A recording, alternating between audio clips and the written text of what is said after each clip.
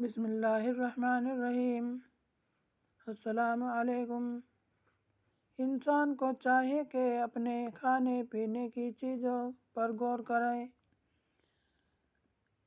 پارہ نمبر 30، رکو نمبر 1، سورہ عبسہ میں اللہ نے ارشاد فرمایا فَلْيَنظُرِ الْإِنسَانُ إِلَىٰ طَعَامِهِ أَنَّا صَبَبْنَا الْمَاءَ صَبًّا ثُمَّ شَقَقْنَا الْأَرْضَ شَقًّا فَأَنبَتْنَا فِيهَا حَبًّا وَعِنَبًا وَقَضْبًا وَزَيْتُونًا وَنَخْلًا وَحَدَائِقَ غُلْبًا وَفَاكِهَةً وَأَبًّا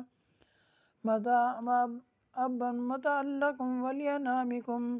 انسان کو چاہیے کہ اپنے کھانے کی طرف دیکھے۔ بے شک ہم نے ہی پانی برسایا، پھر ہم نے زمین کو پھاڑا، پھر ہم نے ان میں اناج اگایا اور انگور، ترکاری، زیتون اور کھجوریں اور گھنے گھنے باغ اور میوے